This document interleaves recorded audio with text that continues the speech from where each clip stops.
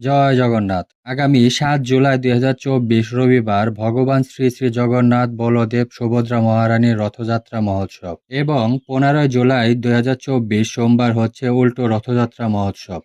তো আমরা জেনে নেই রথযাত্রায় কি কি করবেন না। এই রথের পুরো ২ সপ্তাহ আমিষ আহার করবেন না। মাছ, মাংস, ডিম, পেঁয়াজ, রসুন, মসুর ডাল, মাশরুম সহ প্রভৃতি আমিষ দ্রব্য আপনারা গ্রহণ করবেন না এবং নেশা জাতীয় দ্রব্য, চা, পান, বিড়ি বর্জন করবেন।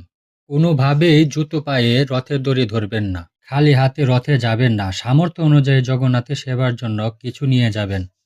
আম, কাঁঠাল, কলা বা অন্যান্য ফল আপনারা নিয়ে যেতে পারেন। অনেকে বলে থাকেন গর্ভবতী মায়েরা রথে যেতে পারবেন না। এটি সঠিক নয়। অবশ্যই সকলে রথযাত্রায় অংশ নিতে পারবেন। আপনাদের মনের প্রার্থনা ভগবান জগন্নাথের নিকট জানাবেন। তাহলে অবশ্যই আপনার সংসারের, আপনার পরিবারের মঙ্গল হবে। এবং রথের দিকে কলা ছুঁড়ে দিবেন না। অনেকে রথে জগন্নাথ দেবের দিকে কলা ছুঁড়ে দেন, সেটি আপনারা করবেন না। রথে জগন্নাথকে দর্শন করে প্রণাম করবেন। রথে সাধারণত অধিক ভিড় থাকে, তাই অন্যদের বিরক্ত করবেন না বা কোনো প্রকার অপরাধ করবেন না। উল্টো রথের অজুহাত দিয়ে ১৭ জুলাই একাদশী ব্রত ভঙ্গ করবেন না। রথ সম্বন্ধে কোনো প্রকার বাজে মন্তব্য করবেন না। রথে চড়ে ভগবানের গমনের সময় এক স্থানে দাঁড়িয়ে থাকবেন না। এ সময় স্ট্যাচুর মতো দাঁড়িয়ে থাকলে ব্রহ্ম রাক্ষস গতি হয়। তাই রথে অবশ্যই জগন্নাথের সঙ্গে হেঁটে গুন্ডিচা মন্দির পর্যন্ত যাবেন।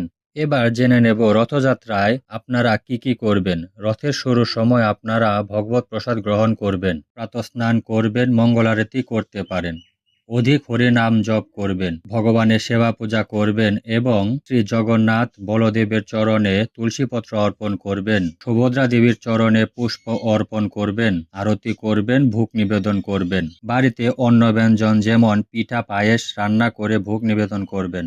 জগন্নাথ অষ্টকম কীর্তন করতে পারেন। জগন্নাথের অষ্টোত্তর শতনাম পাঠ বা শ্রবণ করবেন। রথে জগন্নাথকে দর্শন করে প্রণাম করবেন, কীর্তন এবং নৃত্য করতে পারেন।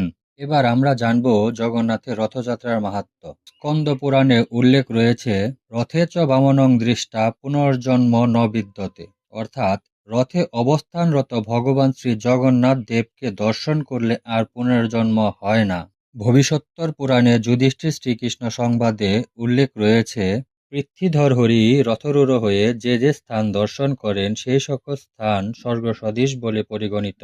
যে ব্যক্তি রথের অনুগামী বা অগ্রগামী হন, চণ্ডাল হলেও তারা হরিভক্ত। যে সকল ব্যক্তি শ্রীহরির সহিত গমন করেন না, তারা যদি অধ্যয়ননিষ্ঠ ব্রাহ্মণ হলেও তারা চণ্ডাল অপেক্ষা নিকৃষ্ট। তারা ব্রহ্ম রাক্ষস হয়ে থাকে।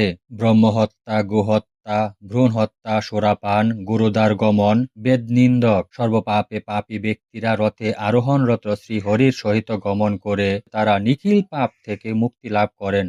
রথযাত্রা পরায়ণা হলে নারী জাতিরও মোক্ষ লাভ হয় এবং পিতৃকুল, মাতৃকুল ও পতিকুলকে বিষ্ণু মন্দিরে নিয়ে যেতে সক্ষম হয়। শ্রীহরির রথরজ্জু বা রথের দড়ি ধরে যত পদ আপনি অগ্রসর হবেন, তত পদস্থান যজ্ঞায়তন সদৃশ হয়।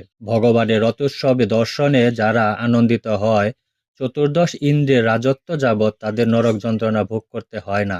ভগবান শ্রীহরি রথস্থ হলে যারা জয়ধ্বনি সহকারে ভগবানের অর্চনা করেন, তারা নিখিল পাপ থেকে মুক্ত হয়ে হরিধাম গমন করেন।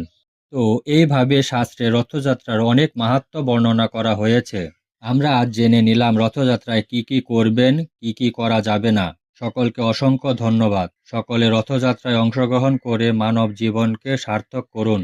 জয় জগন্নাথ, জয় বলদেব, জয় সুভদ্রা, জয় সুদর্শন।